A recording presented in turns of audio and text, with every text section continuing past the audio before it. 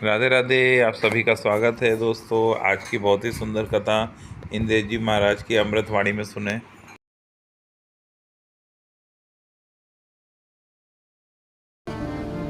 क्या बता रहा था मैं? हाँ, तो प्रहलाद जी को आप सामान्य मत समझिएगा। कभी अवसर मिलेगा ना तो केवल 2-3 दिन 4 दिन केवल प्रहलाद जी के विषय पर चर्चा करेंगे। इतना सुंदर ज्ञान उपदेश देते हैं प्रहलाद जी। एक भक्ति पथिक को उन उपदेशों को सुनना चाहिए। अभी अभी मेरे मन में आया तो मैंने वो भाव खोला। श्री प्रहलाद जी महाराज भागवत जी में एक बात कहते हैं, बहुत ध्यान से सुनिएगा कि मत न कृष्णे परत स्वतो वा मिथोभिपेत्य गृह व्रताना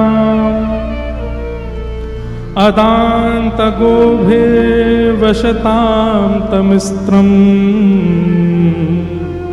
पुनः पुनश्चर्वित चर्वणाना। प्रहलाद जी क्या कह रहे हैं, बहुत ध्यान से सुनिए।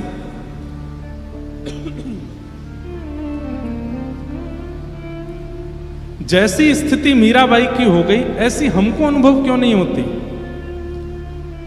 जैसा अनुभव नरसिंह मेहता को हो गया वैसा हमको क्यों नहीं होता?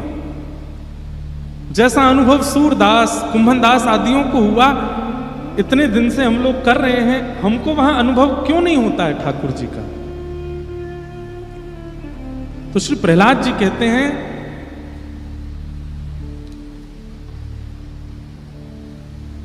मतिर्न कृष्णे परतः स्वतो वा। आपके चाहने से आप कृष्ण से प्रेम नहीं कर सकते। आप चाह लो मन में कि मुझे वृंदावन बिहारी लाल से प्रेम हो जाए, राधा रमण जी से प्रेम हो जाए, राधा वल्लभ जी मुझको अच्छे लग जाएं, श्याम सुंदर सदा हमको प्यारे रहें, हम उन्हीं के रहें, वो हमारे रहें। प्रहलाद जी कह रहे हैं आपके चाहने से नहीं हो सकता ये, आप कितना भी चाह लो। और फिर प्रहलाद जी कहते हैं किसी के बताने से या किसी की कथा सुनने से या किसी का सत्संग करने से भी कृष्ण आपको प्रिय लगने लग जाए, ये भी संभव नहीं है। तो इसलिए जो हम लोग बहुत कभी कभी भूल जाते हैं कि देखो हमारी कथा सुन के इनको कृष्ण भक्ति हुई, हमारी कथा से इनको वृंदावन प्रिय लगने लगा, किशोरी जी प्रिय लगने लगी। प्रहलाद जी ने हमारे इस अहंकार पर पानी डाला है। प्रहलाद जी कहते हैं ना तो अपनी इच्छा से कोई कृष्ण से प्रेम कर सकता है, ना किसी के बताने पर, किसी के सुनाने पर, किसी के सत्संग से कोई कृष्ण से प्रेम कर सकता है।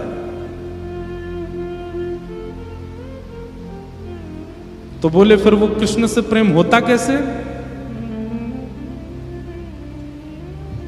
बोले कृष्ण प्रिय लगने लगे उसके 2 ही कारण हो सकते हैं। कौन कौन से? बोले पहला, कृष्ण को आप भा जाओ, उनको आप भा गए। सब लोग इधर देखिए, ध्यान से सुनिए। हमारो भैया ये वाला कूलर बंद करा दो, ये पहले बंद कराया तो फिर कोई चालू कर गया, इसको कर दो। बहुत आवाज में हमको कथा कम हो पाती है। अब आवाज आप लोगों फिर कूलर नहीं मिलेगा तो कैसे सुनोगे कथाएं? इतने एसी कूलर में भी कई लोगों के पंखा ही चल रहे हैं अभी भी, लेकिन थोड़ी शांति रहती है तो हमको और सुख मिलता है कोई भाव कहने में। हमको भले ही गर्मी लगे, हमको कथा में बैठने के बाद गर्मी का अनुभव नहीं होता, बीमारी का अनुभव नहीं होता, खांसी जुकाम कुछ नहीं लगता। कथा में तो बस लगता है कथा का अपना भाव प्रस्तुत करें। ऐसे ही आप लोग भी ध्यान से सुनोगे तो आपको जरूरत नहीं पड़ेगी, सारे पंखे बंद हो जाएंगे तब भी कथा सुन लोगे आप। लेकिन सब बंद नहीं होंगे, हमको भी 6 दिन और करनी है कथा। आप लोग ऐसा मत सोचना एसी बंद करा देते महाराज जी, ऐसे कोई कथा सुनी जाती है? हम अपना ही करवा रहे हैं, इसलिए आप लोग सुनो। प्रहलाद जी कहते हैं ना तो आपके चाहने से आपको कृष्ण प्रिय लग सकते हैं, ना किसी के बताने से आपको कृष्ण प्रिय लग सकते हैं।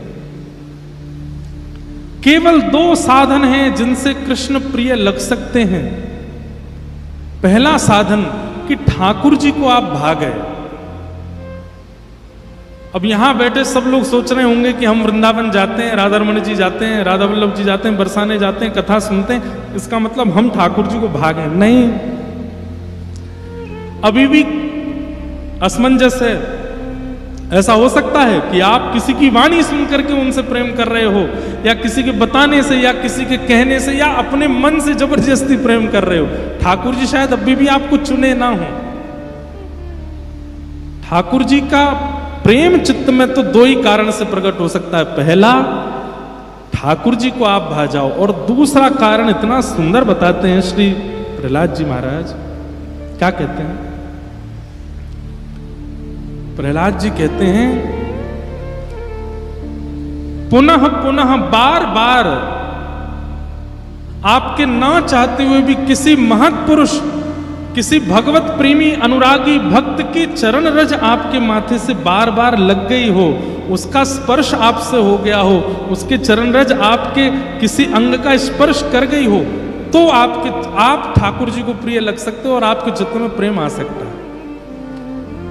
हम सामान्य बात नहीं कह रहे हैं, बहुत बड़ी बात कह रहे हैं। प्रहलाद जी कह रहे हैं, इसलिए ध्यान से सुनो। प्रहलाद जी कहते हैं, मुझे किसी ने प्रवचन नहीं सुनाया, मुझे ठाकुर जी प्रिय कैसे लग गए। अब प्रसंग आता है कि प्रहलाद जी जब मां के गर्भ में थे तब नारद जी ने कथा सुनाई। गर्भ के बालक को याद रहता है? कुछ भी याद नहीं रहता। प्रहलाद जी कहते हैं, मैंने किसी का प्रवचन नहीं सुना कि मुझे ठाकुर जी प्रिय लग गए। दूसरा, मैंने तो बचपन से माहौल ही नहीं देखा कि मुझे कहीं हरि दिख गए हों, कहीं मंदिर दिख गया हो, कहीं ठाकुर जी दिख गए हों और मैं उनके भक्ति में आ गया। मैंने कभी देखा भी नहीं उनको, तो मैंने भी नहीं चाहा कि मैं उनसे प्रेम करूं। ना मेरे चाहने से मैं उनका हुआ हूं, ना किसी की वाणी से मैं उनका हुआ हूं। तो बोले, फिर आप उनके हो कैसे गए? बोले, निश्चित ही किसी महत्पुरुष की चरण रज मेरे मस्तिष्क को प्राप्त हुई, जिस चरण रज के मेरे मस्तिष्क पर लगने से मैं ठाकुर जी को भा गया, मैं उनको भा गया, और जब मैं उनको भा गया तो उनका मेरे प्रति सहज प्रेम हो गया, और वे जब प्रेम करते हैं तो अपने आप उनसे प्रेम होने लग जाता है। ये बात प्रहलाद जी कह रहे हैं। लेकिन ठाकुर जी को आप प्रिय लगोगे कब? जब किसी महत्पुरुष की चरण रज लगी हो, किसी संत के चरण रज, या किसी संत का संस्पर्श, किसी महाभागवत का संस्पर्श आपसे हो गया हो। संस्पर्श का मतलब क्या है?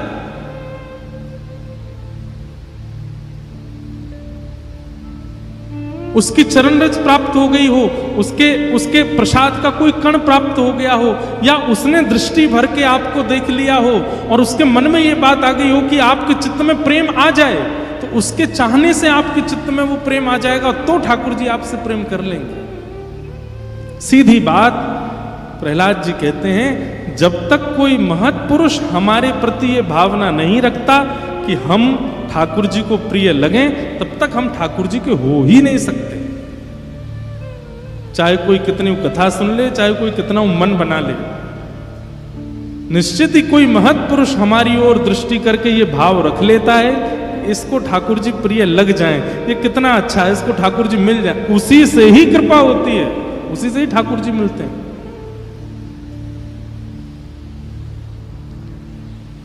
प्रसंग आता है कि सूरदास जी एक बार गिरिराज जी के दर्शन करने जा रहे थे। एक व्यक्ति रहता था गोवर्धन में, वो कभी दर्शन नहीं करता था ठाकुर जी के, केवल बोलता था। गिरिराज जी इतने सुंदर हैं, श्रीनाथ जी का श्रृंगार इतना अच्छा है, पोशाक इतनी अच्छी है, अच्छी अच्छी बातें बना बना करके प्रवचन करता था, हजारों लोग सुनते थे, लेकिन स्वयं कभी दर्शन नहीं करता था। सूरदास जी के मन में आया कि खुद तो दर्शन करता नहीं है, केवल दुनिया के प्रति एक मोह प्रकट करने के भाव से प्रवचन करता है। तो एक दिन सूरदास जी ने मन बनाया कि इसको मैं लेके जाऊं। बड़ी कथा है। सूरदास जी ने एक दिन उसका हाथ पकड़ा, बोले चल श्रीनाथ जी का दर्शन करने चल। तो कहते हैं कि वर्षों तक दर्शन नहीं किए उसने, और वर्षों बाद जब सूरदास जी उसको लेकर के मंदिर पहुंचे तो श्रीनाथ जी मंदिर में बोल पड़े, वाह वाह वाह वाह वाह, याकू देखवे के काजे में तो बहुत दिनांते तरस रहे हो, आपने अच्छो कियो सूरदास जी जो याकू लिया है। सूरदास जी बोले जय जय, ये कभी आपको प्रेम भर के देखता भी नहीं है, कभी आपका दर्शन करने भी नहीं आता, केवल संसार को अपनी ओर आकर्षित करने के लिए बनावटी चर्चाएं करता है मंच पे बैठ करके। और आज इसको मैं खींच के जैसे तैसे मंदिर लेके आया तो आपने इसको इतना ऊपर चढ़ा दिया, आप बोल रहे हो कि मैं इसके दर्शन के लिए तरस रहा था। ऐसा कौन सा गुण देख लिया आपने इसमें? तब ठाकुर जी कहते हैं मैंने या में कोई गुण ना देखो, तो फिर बोले तुमने मन बना लिया था कि इसको श्रीनाथ जी के दर्शन करवाने हैं, इसलिए तब से मैं भी प्रतीक्षा कर रहा था ये मेरे सामने आएगा कब। सूरदास जिसको मेरे सामने लाने के लिए बेचैन हो रहा है, मैं भी तो देखूं वो कौन है। इसकी योग्यता नहीं है, लेकिन तुम चाहते थे इसलिए मेरे को इसके दर्शन की अभिलाषा थी। समझ में आई बात? प्रहलाद जी इस बात का स्पष्टीकरण कर रहे हैं। अरे दैत्य बालकों, मैं तो ऐसे कुल में ही नहीं जन्मा हूं कि मुझे ठाकुर जी प्रिय लगे। मैंने तो कभी कथा सत्संग प्रवचन सुना ही नहीं कि मुझे ठाकुर जी प्रिय लगे। तो फिर वो प्रिय लग कैसे गए? क्योंकि नारद जी ने मन बना लिया है कि मुझे ठाकुर जी मिले, इसलिए मुझे वो प्रिय लगते हैं। कोई महत्पुरुष, कोई भगवत जन, कोई श्रेष्ठ जन जब मन बना लेते हैं आपके प्रति कि आपको ठाकुर जी मिले, वो तभी मिलते हैं। इसलिए भैया श्री गुरु चरण सरोज रज, संत जनों की चरण रज को माथे से लगाते रहो और उनसे केवल एक ही याचना किया करो, आपके मन में ये भावना उत्पन्न हो जाए कि हमें ठाकुर जी मिल जाएं। आप विचार कर लेंगे तो हमको ठाकुर जी मिल जाएंगे, इसलिए प्रार्थना है। अच्छा, एक और बात, ये निवेदन भी नहीं करना सब जगह जा जा करके आप रोने लग जाओ, महाराज जी आप मन में सोच लो कि हमको ठाकुर जी मिल, ऐसा नहीं। तो एक होता है जिद करके प्रॉपर्टी अपने नाम कराना, और एक होता है कि अपने व्यवहार से, अपने स्वभाव से, अपनी क्रिया से माता पिता का मन मोह लिया, तो माता पिता के मन में आया कि भाई पूरा हिस्सा इसी को देना चाहिए, और उन्होंने बिना कुछ कहे पूरे दस्तावेज पर नाम लिख दिया, बोले सारी प्रॉपर्टी तेरी। ठीक वैसे वैष्णव जनों को, ब्रजवासी जनों को, संत जनों को, भक्त जनों को अपनी क्रिया से, अपने स्वभाव से, अपने विचारों से, अपनी योजनाओं से इतना प्रसन्न कर दो कि वो आपकी ओर और आपके विचार और क्रियाओं को देख करके उनके मन में अपने आप आ जाए, ये इतना अच्छा है, इसको ठाकुर जी कभी मिल जाए। ये विचार उनके चित्त में आ गया, उसी दिन ठाकुर जी मन बना लेंगे मोह याते मिलनो है। क्यों? क्योंकि एक रसिक ने मन बनाया कि मैं याते मिलूं। ये बात कौन कह रहा है? प्रहलाद जी। कितनी ऊंची बात है। ठाकुर जी से भी प्रार्थना नहीं करनी है, किशोरी जी से भी प्रार्थना नहीं करनी है, किसी से प्रार्थना नहीं करनी, बस कथाएं सुन के, सत्संग सुन के अपना निर्माण ऐसा कर लो कि कभी कोई महान भक्त आप पे रीझ जाए। ठाकुर जी रीझ है ना रीझ है चलेगो, कोई भक्त रीझ जाए वही तो काम है जाए। वो संत चरण रज।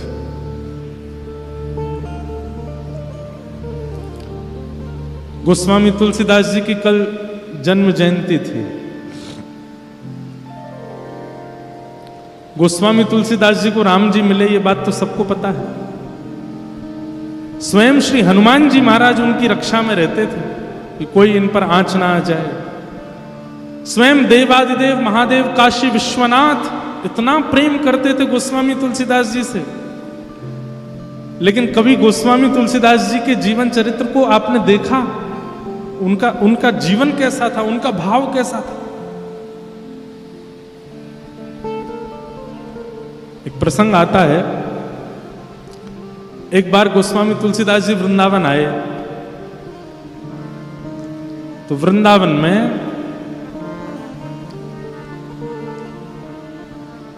श्री भक्तमाल ग्रंथ के निर्माण का भंडारा चल रहा था। श्री नाभा गोस्वामी जी ने भक्तमाल ग्रंथ की रचना करने के बाद जरा भंडारा किया वृंदावन में। उसमें भारतवर्ष के सब संत आए, उसमें फिर गोस्वामी तुलसीदास जी भी आए। तो जैसे आप सब लोग इतनी संख्या में बैठे हैं, ऐसे ही गोस्वामी जी भी आए, तो इतनी संख्या में भीड़ बैठी थी, तो पीछे ही बैठ गए, सबसे पीछे बैठ गए गोस्वामी तुलसीदास जी महाराज। कहते हैं कि जब सामग्री परोसने का समय आया तो खीर परोस रहे थे सबको। तो आज भी वृंदावन में ऐसा नियम है कि जब कहीं जरा भंडारा होता है ना तो संत जन अपने अपने टिफिन लेके जाते हैं, अपने अपने वो छोटे छोटे टिफिन ले जाते हैं, बाकी सब सामग्री तो वहीं पाके आते हैं, खीर उसमें भरवा के लाते हैं और फिर उसको प्रेम से सुबह पालेंगे फिर रात में पालेंगे, थोड़ी थोड़ी ठंडी करके पाते हैं। तो खीर परोस रहे थे, सब अपने अपना बर्तन आगे करके उसमें खीर ले रहे थे। वहीं गोस्वामी तुलसीदास जी के पास जब खीर परोसने वाले पहुंचे, उन्होंने कही कहाँ है तुम्हारा बर्तन, कहाँ है बर्तन लाओ। तो गोस्वामी जी के पास तो बर्तन था नहीं, सोचने लगे क्या करें, अरे जल्दी करो भाई, अपना बर्तन आगे करो। तो कहते हैं कि गोस्वामी तुलसीदास जी ने देखा कि इतने रसिक संत जन वहां बैठे, उनकी सबकी पादुकाएं बाहर उतरी हुई हैं, उनमें किसी महापुरुष की पादुका जूते की आकृति में थी, उसमें थोड़ा अवकाश था, तो वही पादुका लेकर के आए और आगे करके बोले इसमें दे दो खीर, या में कर दो। तो जो खीर परोस रहे थे वो गुस्सा हो गए, अरे पात्र नहीं लेके आए हो, और ये क्या किसी महाराज की जो पादुका उठा करके कह रहे हो इसमें दे दो। तो कहने लगे नहीं भैया हमको इसी में ही दे दो, हमको इसी में ही पान करना है। अरे ऐसे कैसे दे दें, इसमें ये अपवित्र है, ये ऐसा, अरे नहीं नहीं ऐसा मत बोलिए, इस जूती का कितना बड़ा सौभाग्य है। एक तो ये व्रजरज में रही है, 24 घंटा ब्रज की रज इसको लगती रहती है, वो व्रजरज जिसमें श्री कृष्ण श्री किशोरी जी अपने अपने निरावृत चरणों से विचरण करते हैं, वो ब्रजरज इसको अंकित कर चुकी है। दूसरा, कोई महापुरुष इसको धारण करता होगा, उसके चित्त में प्रिया प्रियतम विराजमान होंगे, वो प्रिया प्रियतम को विराजमान करके चलता होगा, नीचे से ब्रजरज लगती होगी, ऊपर से उस महत्पुरुष की चरण रज लगती होगी। ये तो महापवित्र, इससे पवित्र पात्र तो हो ही नहीं सकता। अब तो मेरी भी हट है कि मैं इसी में ही खीर पीऊंगा। गोस्वामी तुलसीदास जी ये बात दूर खड़े श्री नाभाजी सुन रहे थे, जिन्होंने भक्तमाल की रचना की, और ये देखते ही उन्होंने चरणों में प्रणाम करके कहा आप ऐसे ही गोस्वामी तुलसीदास नहीं है, आपको ऐसे ही राम जी मिल नहीं गए, ऐसे ही हनुमान जी 24 घंटे आपके साथ नहीं रहते हैं, ऐसे ही काशी विश्वनाथ आपकी रक्षा में तत्पर नहीं रहते हैं। आपका भाव संतों के चरण रज के प्रति, आपका भाव वैष्णवों के प्रति जो है ना गोस्वामी जी, इसी के कारण राम जी आपके हो गए, राम जी आपको प्राप्त हो गए। और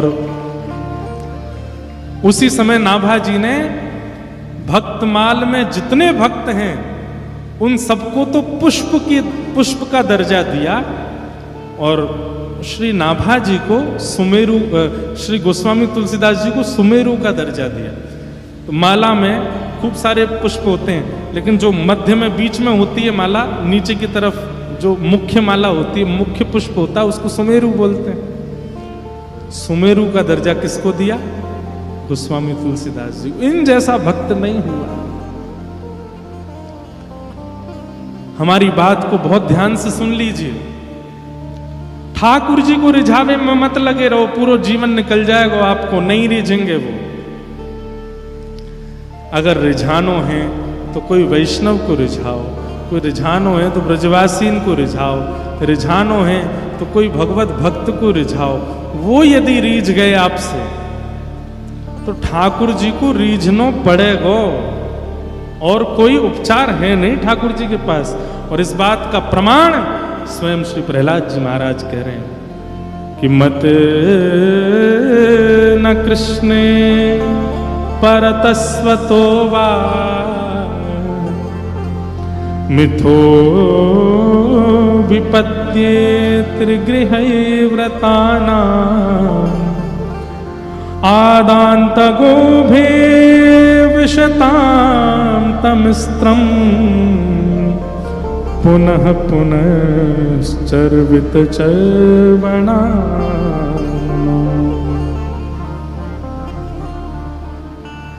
इसलिए किसी भक्त को रिझाओ, प्रयास करो कि हमारे भाव से, स्वभाव से, विचार से कोई रसिक हम पर रीझ जाए, वो हमसे प्रसन्न हो जाए। और वो प्रसन्न है तो ठाकुर जी को प्रसन्न होना पड़ेगा, ठाकुर जी को रीझना पड़ेगा।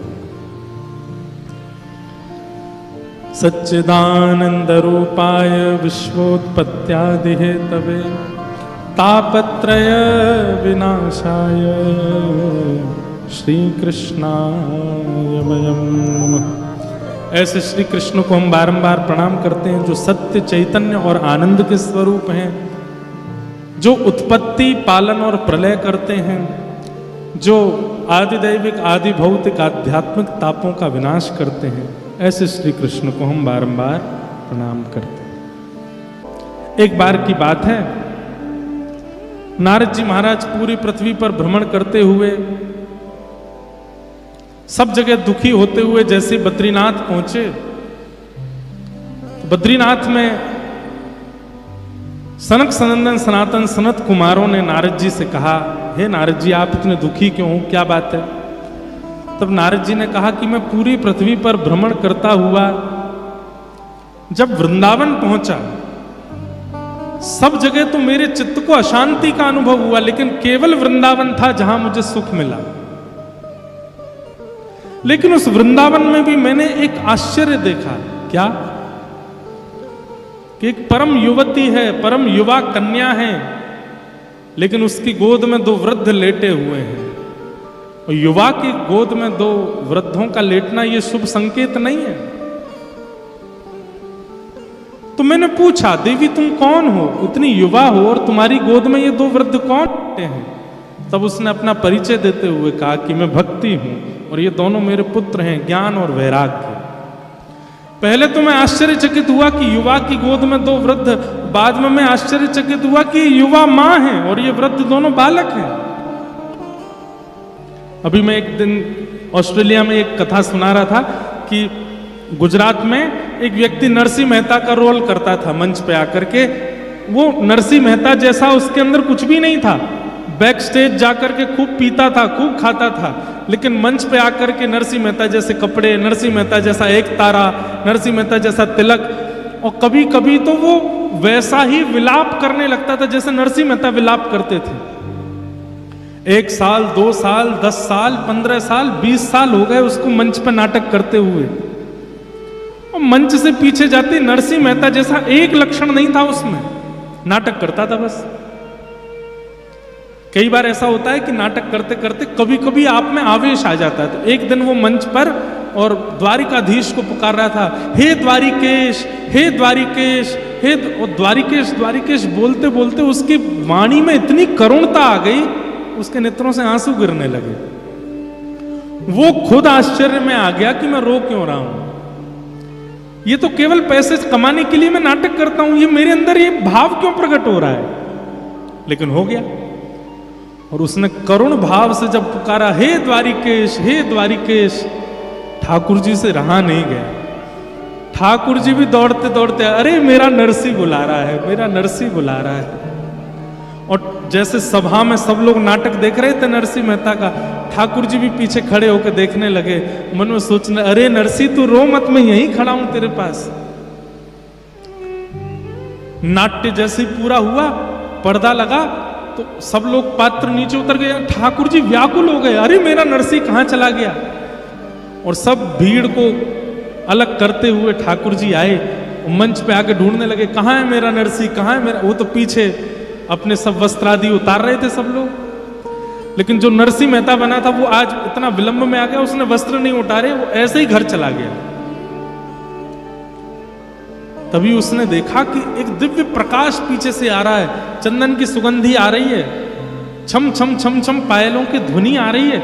उसने सोचा ये मेरे पीछे कौन चल रहा है, और जैसे ही पीछे मुड़ करके देखा तो नेत्र सजल और चतुर्भुज रूपधारी श्री द्वारिकाधीश खड़े हैं और दौड़ करके कह रहे, अरे मेरे नरसिंह, मेरे गले लग जाए। ठाकुर जी ने जैसे उसको हृदय से लगाया, रोते रोते बोला, हे नाथ, मैं नरसिंह नहीं हूं। ठाकुर जी ने कहा, तू नरसिंह नहीं है? तो उसने अपना वास्तविक नाम बताया। इतना सुनते ही ठाकुर जी व्याकुलता में अंतर ध्यान हो गए। उस दिन उसको इतनी ग्लानि हुई, पहले तो बहुत रोया, ढूंढा, ठाकुर जी नहीं मिले। फिर मन में भाव आया, मैं जीवन भर केवल नाटक करता रहा नरसिंह मेहता के, और उस नाटक में केवल नाट्य करने से, जिसका मैं पैसा लेता हूं, उसकी वजह से मुझे ठाकुर जी मिल गए। अगर मैंने जीवन में एक लक्षण भी नरसिंह मेहता का लिया होता तो ठाकुर जी कब के मिल गए होते। मेरे पास ही रुक जाते, मुझे संगे ले जाते, ऐसे ऐसे मिलकर के बिछुड़ नहीं जाते। कभी कभी मेरे मन में आता है, जब मैं देखता हूं कि लोग बाग केवल नाटक कर रहे हैं, भक्ति है नहीं, तो मन में आता है ठीक है, नाटक में ही सही, कोई और तो नहीं कर रहे, भक्ति तो कर रहे हैं, करने दो। क्या पता एक दिन ये नाटक वास्तविकता में परिवर्तित हो जाए। और श्री राधा रमन लाल जी, आप तो केवल वीडियो के लिए चिल्ला रहे थे, हे राधा रमन, हे राधा रमन, हे राधा रमन। क्या पता ठाकुर जी को आपका वो स्वर इतना प्रिय लग जाए कि वीडियो तो भूल जाए, ठाकुर जी स्वयं प्रकट हो जाए। अरे भैया इतना मत पुकारे, मैं आ गया तेरे सामने, मिल रहे होते। क्या पता वो नाटक कभी वास्तविकता में परिवर्तित हो जाए, इसलिए करने दो, कर भी रहे तो। लेकिन कहीं अगर ठाकुर जी नहीं आए तो जीवन भर नाटक में ही निकल जाएगा ना, जीवन व्यर्थ हो जाएगा पूरा। इसके लिए अगर आप इस कथा में बैठे हैं तो मानो ठाकुर जी आपको संकेत दिला रहे हैं। भक्ति ज्ञान और वैराग्य के पुट के साथ में कीजिए, क्योंकि भक्ति मां है और ज्ञान वैराग्य उसके बालक हैं। ब्रह्मांड में कोई भी मां तब तक प्रसन्न नहीं हो सकती जब तक उसके बालक प्रसन्न ना हो। हम लोगों के अंदर ज्ञान के नाम पर शून्यता, वैराग्य के नाम पर शून्यता और भक्ति के नाम पे हम 1000 नंबर ले आते हैं। भक्ति हम में खूब है, लेकिन ज्ञान शून्य, वैराग्य शून्य। जनाबाई श्री नामदेव जी के घर पर रहती थी। नामदेव एक महाराष्ट्र के बहुत बड़े संत हुए, तो नामदेव जी के यहां रहती थी। पूरे दिन तो नामदेव जी के घर में सेवा करती थी। बहुत ध्यान से सुनिएगा सब लोग, इधर देख के सुनो। पूरे दिन तो नामदेव जी के यहां सेवा करती थी और शाम को नामदेव जी कीर्तन करते थे और उस कीर्तन में असंख्य वैष्णव नृत्य करते थे। लेकिन एकमात्र जनाबाई को ठाकुर जी दिखाई देते थे। नामदेव जी जब कीर्तन करते तो ठाकुर जी नाचते हुए आते थे, खूब जोर से नाचते थे। कहते हैं श्री जनाबाई मंदिर नहीं जाती थी, तो नामदेव जी ने एक दिन टोका, ए जना तू मंदिर क्यों नहीं जाती? बोले मंदिर वो जाए जिनको ठाकुर जी बाहर नहीं मिलते, मुझसे तो रोज मिलने आते हैं। आप जब शाम को कीर्तन करते हो इतने सारे वैष्णव आते हैं, तब बीच में पीतांबरी पहन करके विठोबा भी आते हैं, विठल भी आते हैं और आके नृत्य करते हैं। तो सब लोग सोचते थे छोटी लाली है, ऐसी बात बनाती है, लेकिन ये वास्तविकता थी। ठाकुर जी आते थे, रोज नाचते थे। एक बार एकादशी थी, बहुत भीड़ लगती है पंडरीनाथ भगवान के दर्शन की एकादशी के दिन। तो जनाबाई आज नामदेव जी से क्या बोली, आज एकादशी है। बोले तो और दिन से आज कीर्तन थोड़ा कम कीजिएगा। बोले क्यों? बोले आप कीर्तन करोगे, विठोबा आएंगे, वो सुबह से थके हुए हैं, और आप बहुत जोर जोर से कीर्तन करोगे तो वो नाचेंगे, और वो नाचेंगे तो पहले से थके हुए और थक जाएंगे। इसलिए मेरी प्रार्थना आज कीर्तन कम करना। तो सब लोग कहते, बोले अरे जना तू कैसी बात करती है, बल्कि आज तो एकादशी, आज तो और दिन से ज्यादा कीर्तन होगा। तो जनाबाई रोती थी, चरण पकड़ लेती थी। बोले मैं आपके हाथ जोड़ रही हूं, आज कीर्तन कम करना, नहीं तो विठोबा के पांव में दर्द हो जाएगा। लेकिन कौन माने, जब तरंग आती है कीर्तन में तो सब नाचते हैं और जोर जोर से नृत्य होने लगा। इतने में ठाकुर जी आ गए, तो जनाबाई सबके पास जा जा करके बोले मत नाचो, बैठो, आप नाचोगे तो विठोबा भी नाचेगा और उसके पांव में दर्द हो जाएगा, बैठो बैठो। सबको बैठाती। ठाकुर जी बोले ए जना तू सबको बैठा मत, नाचने दे। बोले आपके पांव में दर्द हो जाएगा, आप थके हो सुबह से। तो ठाकुर जी कहते तू चिंता मत कर, ये जब सब चले जाएंगे मैं तेरे से पांव दबाने आ जाऊंगा, तू मेरे पांव दबा लिए। तब भी जनाबाई कोने में बैठी बैठी रोती रहती, और जब खूब जोर से मृदंग बजती तो कान पे हाथ धर लेती। बोले आज इतनी तेज मत बजाओ, वो देखो कितनी जोर से उछल रहे हैं विठल। जब सब चले जाते, सब सो जाते, रोती रोती जनाबाई पुकारती, कब आओगे, मुझे पांव दबाना है। तेल लेकर के बैठती, घी लेके बैठती। फिर ठाकुर जी आते रात को, और रात में जैसे ही ठाकुर जी आते, जनाबाई की गोद में पांव धर देते, ले दबा ले। तो फिर जनाबाई ठाकुर जी के पांव दबाती, पांव में घी लगाती, और फिर डांटती ठाकुर जी को, तुम मानते नहीं हो ना, मैं इतना मना करती हूँ आपको, और उछल उछल के नाचते हो, इतनी जोर से नाचते हो। कुछ खाया आपने?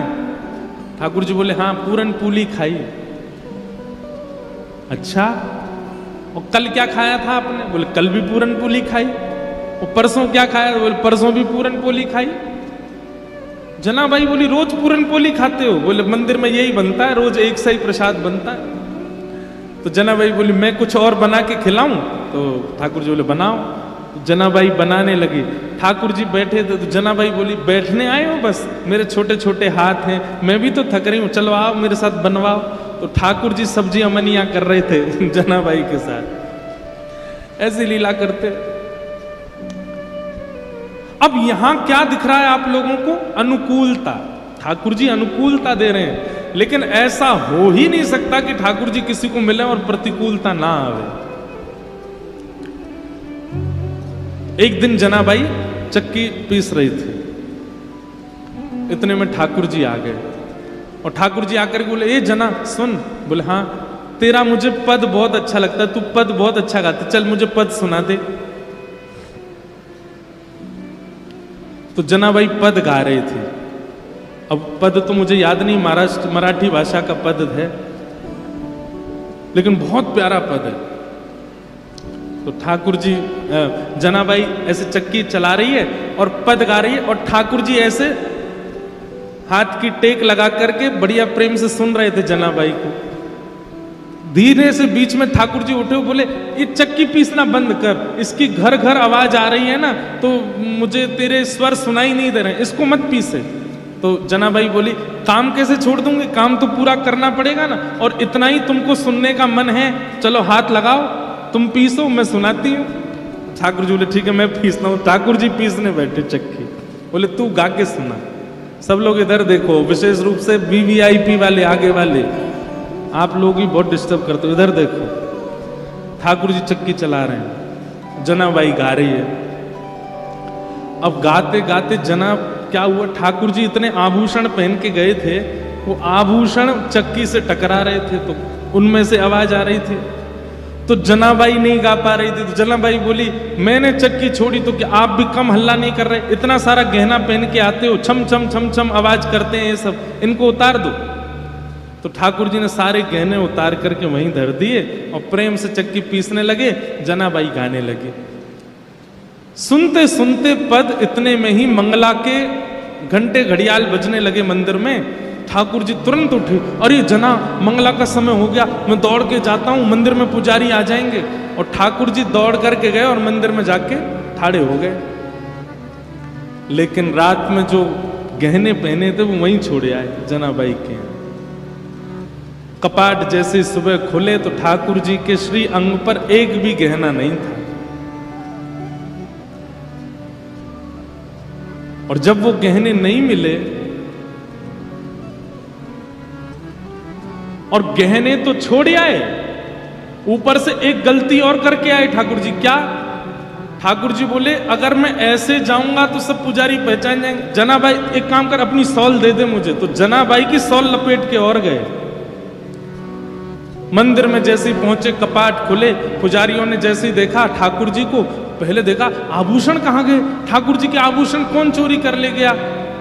इतने में ही नामदेव जी मंगला का दर्शन करने आए थे, तो मंदिर में हलचल हो रही थी। नामदेव जी बोले, क्या हो गया? बोले, ठाकुर जी के आभूषण नहीं मिल रहे हैं, कोई चोरी कर ले गया है। तो जैसे ही देखने गए, आभूषण नहीं देखे, तो वो बोले, लेकिन ये सॉल मैंने कहीं देखी है, ये सॉल तो देखी देखी लग रही है, क्योंकि नामदेव जी के घर में जो काम करती जनाबाई, उसी की सॉल थी। अचानक से, अरे ये तो जनाबाई की सॉल है। पुजारियों ने जैसे सुना जनाबाई की सॉल, बोले, महाराज क्षमा कीजिएगा, आपकी जना ही आई है और आकर के सब चोरी करके चली गई है ठाकुर जी का, हम उसे छोड़ेंगे नहीं। जनाबाई यहां चक्की पीस के सारा आटा इकट्ठा कर रही थी, इतने में ही सब पंडा पुजारी पहुंच गए और जनाबाई से जाके बोले, ए जना, तेने ठाकुर जी के आभूषण चुराए? अब जनाबाई कुछ बोलती उससे पहले तो पुजारियों को दिख गए कि चक्की के पास में सारे आभूषण रखे। अब जनाबाई, अब ऐसी प्रेम की रीत है, अब जनाबाई क्या समझाए उनको कि पांडुरंग मेरे पास रात को आते हैं, मैं उनके पैर दबाती हूं, उनको गाना सुनाती हूं, कोई मानेगा उनकी बात? पुजारियों ने कहा यही चोरनी है, इसी ने चोरी की है, इससे कुछ पूछना नहीं है, इसका मुंह बांध दो और इसको सूली पर चढ़ा दो। और यही किया, मुख बांध दिया, एक शब्द नहीं सुना उनका, और तभी सूली तैयार करके जनाबाई को चढ़ाने लगे। तो एक पुजारी जी बोले, ए जना, तेरी कोई अंतिम इच्छा है? तो फिर से जनाबाई ने एक मराठी में फिर एक कीर्तन गाया ठाकुर जी को टोकते हुए, और उसमें पूरे संसार को जनाबाई कहती हैं कि भैया ये प्रीत की रीत बड़ी कठिन है, इनसे प्रेम के मार्ग में अगर आओ तो सोच समझ के आना, ये बहुत खेलते हो। आज मैं ऐसी स्थिति में लाके खड़ी कर दी हूं, कहां रात में आ करके मेरे साथ में खेलते हैं, मेरे साथ भोजन करते हैं, मेरे पद सुनते हैं, और अब मुझ पर ही चोरी का इल्जाम लगा के सूली पर चढ़वा रहे हैं, और खुद मंदिर में अपनी पूजा करवा रहे हैं, देखने तक नहीं आ रहे मेरी ओर। अरे संसार के लोगों, वैसे प्रेम करना हो तो इनसे ही करना, लेकिन इनसे प्रेम करो तो बड़े सोच समझ के करना, ये खेलते बहुत है। ये उस मराठी पद का ये भाव है। और जनाबाई सब पुजारियों के आगे बोली, मैं सफाई नहीं देना चाहती, मैं क्या बताऊं आपको कि मेरे साथ क्या हुआ, मैं बस उन स्मृतियों को हृदय में धारण कर लेती हूं जो पांडुरंग ने मुझे दिए हैं, और उनके साथ में जाना मंजूर समझूंगी। और सूली पर चढ़ा दिया। जैसे ही सूली उनके गले में लटकाई और पीछे से उसको कस करके बस खींचने ही वाले थे, इतने में ही पांडुरंग भगवान क्रोधित हो गए, और जो सूली का जो फंदा था वो तुरंत रस्सी से जल बन गया, पानी बन गया, और पानी बन करके अदृश्य हो गया। जैसे ही अदृश्य हुआ, श्री नामदेव जी महाराज तुरंत पहुंचे। उन्होंने जाकर के सब पुजारियों से कहा, बोले पांडुरंग भगवान बड़े क्रोध में हैं, मंदिर में भी बड़े क्रोध में दिखाई दे रहे हैं, वे जनाबाई को ये दंड नहीं दिलवाना चाहते, निश्चित ही कोई अंतरंग लीला है। अरे इतने घेराबंदी में ठाकुर जी रहते हैं, ये छोटी सी लाली कैसे चली जाएगी अंदर, तुमने सोचा? अरे तो ये आभूषण यहां कैसे आ गए? बोले तुम ये सोच सकते हो कि ये छोटी सी बालिका ताला तोड़ के भीतर जा सकती है, ये क्यों नहीं सोच सकते कि वो परब्रह्म भगवान इसके पास आए होंगे और अपने आभूषण छोड़ के चले गए होंगे? ये विचार क्यों नहीं करते हो? लेकिन बंधुओं, उसके बाद जनाबाई बड़ी हताश होगी, सबने क्षमा मांगी, लेकिन जनाबाई बोली नहीं, अब पांडुरंग मुझे बुला रहे हैं और मैं जा रही हूं। और तुरंत वहां से निकली, पीछे लोग भागे, लेकिन फिर वो दिखाई नहीं दी। ठाकुर जी उनको लेकर के प्रस्थान कर गए। महाराष्ट्र में एक भक्त हुई भगवान पंडरीनाथ की, उनका नाम था सक्कूबाई। क्या नाम था? सक्कूबाई का जन्म हुआ था एक भक्त परिवार में, लेकिन विवाह हुआ घोर नास्तिक परिवार। एक तो नास्तिक, और ऊपर से सक्कूबाई के ऊपर गाली देने वाले, मारने वाले, पीटने वाले, रोक टोक करने वाले, दुनिया भर का बुरा भला कहने वाले, ऐसे परिवार में सक्कूबाई का ब्याह हुआ।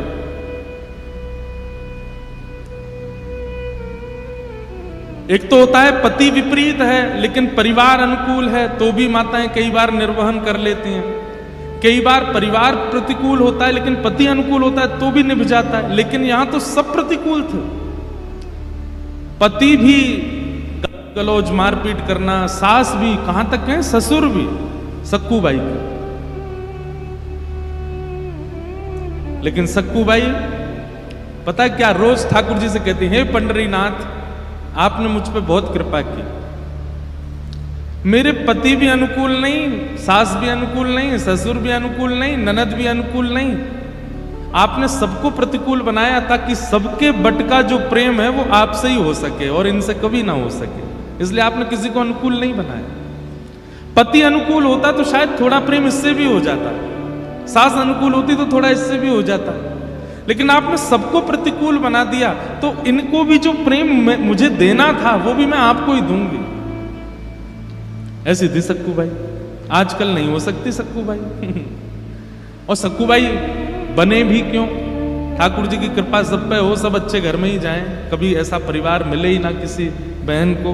लेकिन सक्कू बाई ने बहुत सहा। एक बार सक्कू बाई, बहुत सुंदर कथा है, तो सक्कू बाई बहुत परेशान हो गए। अब तक तो सहती आ रही थी, लेकिन अब उनसे सहन नहीं हुआ। क्यों? सक्कू बाई के घर के पड़ोस में ही कहीं कथा चल रही थी, और कथा में ऐसे ही कीर्तन हो रहा था। कीर्तन में श्रोताजन नाच रहे थे, ऊंचे स्वर में सब गा रहे थे, और वो धुनी सक्कू बाई को सुनाई दे रही थी। बंधुओं, जैसे एक भोजन का प्रेमी व्यक्ति अगर भोजन की सुगंधी ले ले तो रोक नहीं पाता स्वयं को। कामी व्यक्ति यदि सुंदरता देख ले तो रोक नहीं पाता। क्रोधी व्यक्ति, उसके सामने कोई गलती हो जाए तो अपने क्रोध को रोक नहीं पाता। ऐसे ही भक्त होता है, वो जब किसी वैष्णव चिन्ह या वैष्णव स्वर को सुनता है ना, वो स्वयं को रोक नहीं पाता।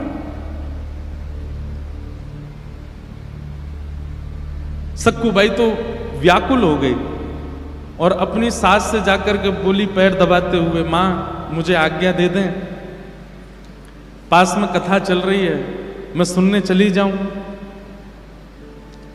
तो सासू मां ने तो पहले बहुत डांटा, बहुत बुरा भला कह दिया, कैसे जाएगी, यहाँ घर के इतने काम बचे हैं, ये सब नहीं करना, ये बाबा जियों के पास जाना है और संतों के कथा में जाना, आदि आदि ये सब। आज भी कई सक्कू बाइयां हैं ऐसी जिनको घर वाले नहीं आने देते कथा में, जिनको घर वाले नहीं जाने देते वृंदावन, नहीं करने देते दर्शन। ध्यान से सुनिएगा।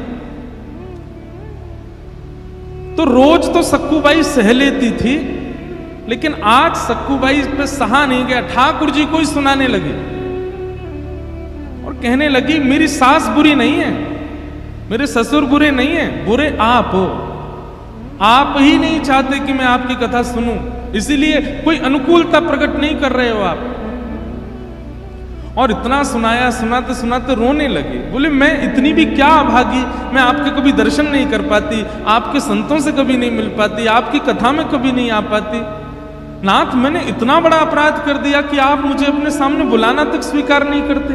मेरे विवाह को 10 वर्ष हो गए, आज तक मैं पंढरपुर नहीं गई, आज तक मैं कथा में नहीं गई, किसी महापुरुष की पधरामनी नहीं की। क्या मैंने इतना बड़ा अपराध किया कि आपने मुझे इतना दूर फेंक दिया? और ये सोच करके रो रही थी सक्कू बाई। हमारे पंढरीनाथ पिघल गए, देख नहीं पा रहे थे। तुरंत पंढरीनाथ भगवान सक्कू बाई की सास का रूप धारण करके आए, और सास का रूप धारण करके आके सक्कू बाई के पास, थोड़ी क्रोध में रहती थी तो वैसे ही आंखें चढ़ा करके, हाथ में डंडा लेकर के, और सक्कू बाई के पास है, ए सक्कू, हाँ मां, तुझे कथा में जाना है ना? बोले हाँ, चल जा, चली जा। और सुन, वहां कथा के बाद पंजीरी भोग मिलेगा, अपने लिए तो पाके आई हो, मेरे लिए भी लेके आना अपने साथ में। चल जा, सुन ले आज कथा, लेकिन बार बार जिद नहीं करना, एक बार का तुझे अनुमति दे रही हूं, चल जा। सक्कू बाई बोली, आप सच में आज्ञा दे रही हैं जाने की? बोले कि अब मैं दोबारा नहीं बोलूंगी, एक बार बोल रही हूं, जाना है तो तुरंत निकल जा और जाके कथा सुनना, भोग मेरे लिए भी लाना। सक्कू बाई तो इतनी खुश हो गई, अब तो बार बार अपनी सास के चरण, बोले मैं आके लौट के तो धोके पीऊंगी आपके चरण, जो आपने आज आज्ञा की है मुझे। वो सास नहीं थी, ठाकुर जी आए थे, भेज दिया। सक्कू बाई आज कथा में गई, इतना नाची कीर्तन में और रोती रही। कोई ऐसा प्रसंग व्यास जी सुना नहीं रहे थे, लेकिन सक्कू बाई रोती रही। क्यों? उसे बार बार ये लग रहा था बस अब इतनी देर की और रह गई, अब बस थोड़ी देर में अभी पूरी हो जाएगी, अब बस ये विश्राम होने वाली है। और जैसे ही विश्राम का जय जयकार लगा, सक्कू बाई तो बेहोश जैसी हो गई, अब पता नहीं दोबारा कब सुन पाऊंगी। लेकिन सक्कू बाई तो गई थी कथा में। वहां सास ससुर तो 24 घंटा नजर रखते थे, क्या कर रही है, क्या कहाँ जा रही है, क्या खा रही है, क्या पी रही है, क्या सब नजर रखते थे।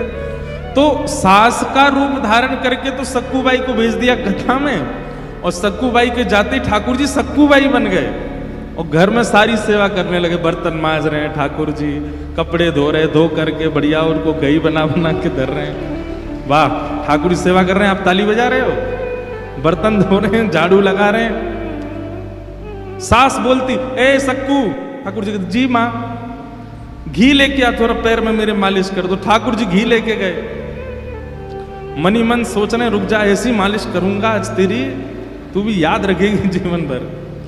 ठाकुर जी के चरण में हाथ स्पर्श होते ही उसको तो आहा, आज तो सक्कू तेरे हाथ में बड़ो आनंद आ रहा है। ठाकुर जी धीमे धीमे हाथ से, पर जैसे ही नृसिंह वाले हाथ स्पर्श कराते, अरे अरे अरे धीरे कर, धीरे, अरे माँ लग गई क्या आपको? नहीं नहीं, आप धीमे धीमे, वो थोड़े क्या है कि बर्तन धोए ना तो कर्कश हो गए हाथ मेरे।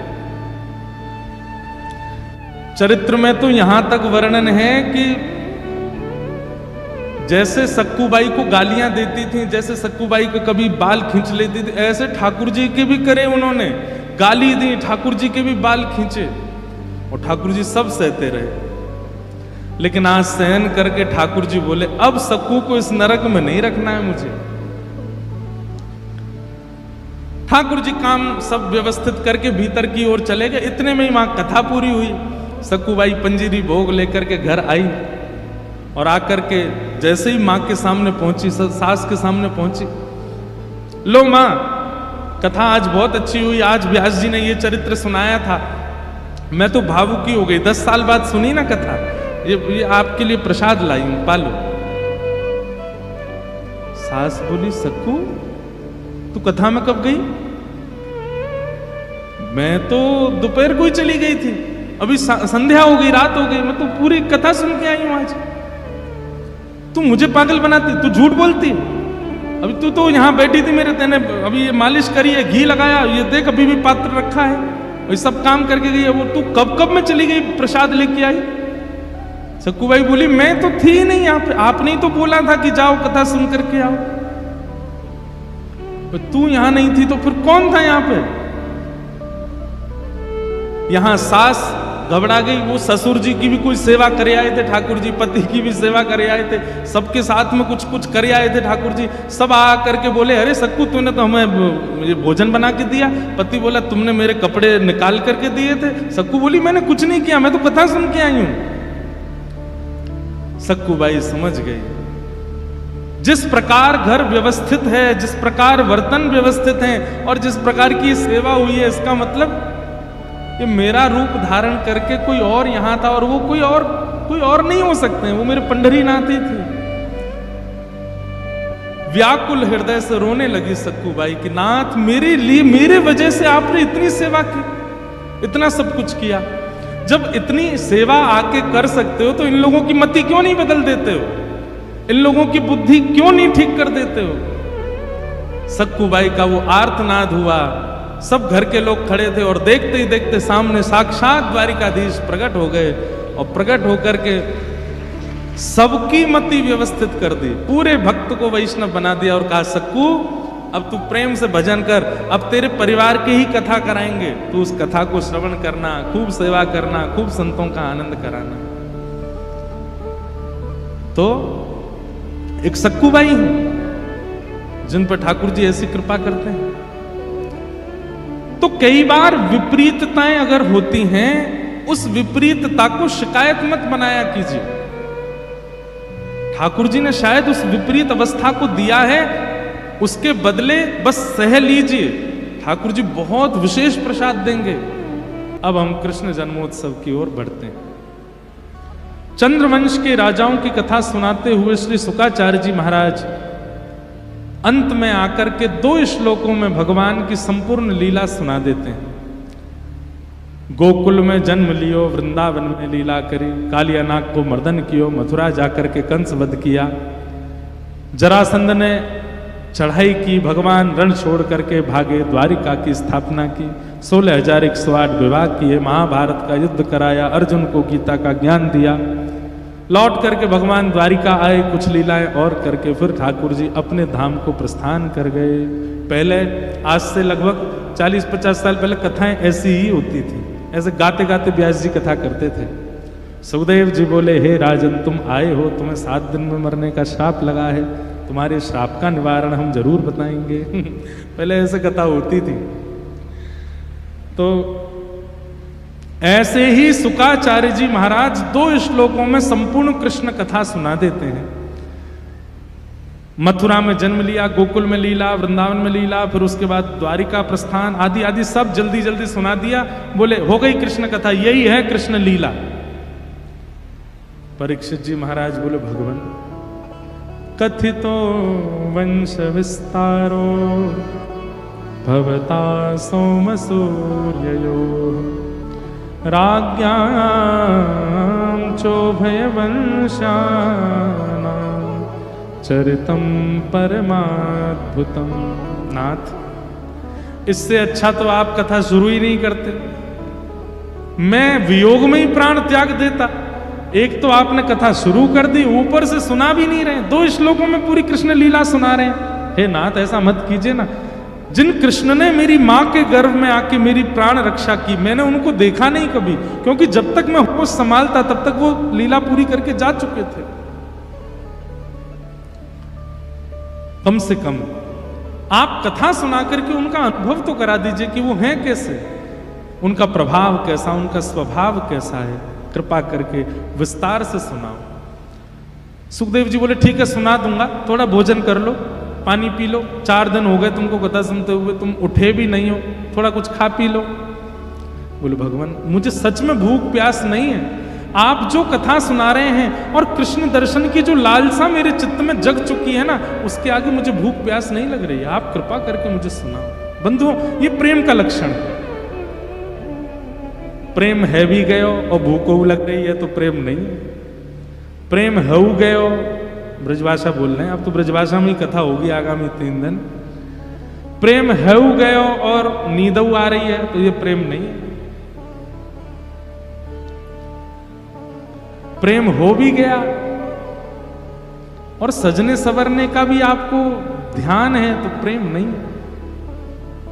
प्रेम तो नींदें उड़ाता है, प्रेम तो भूख भगा देता है, प्रेम तो सारी स्थितियां बदल देता है। संसार से नहीं, ठाकुर जी से।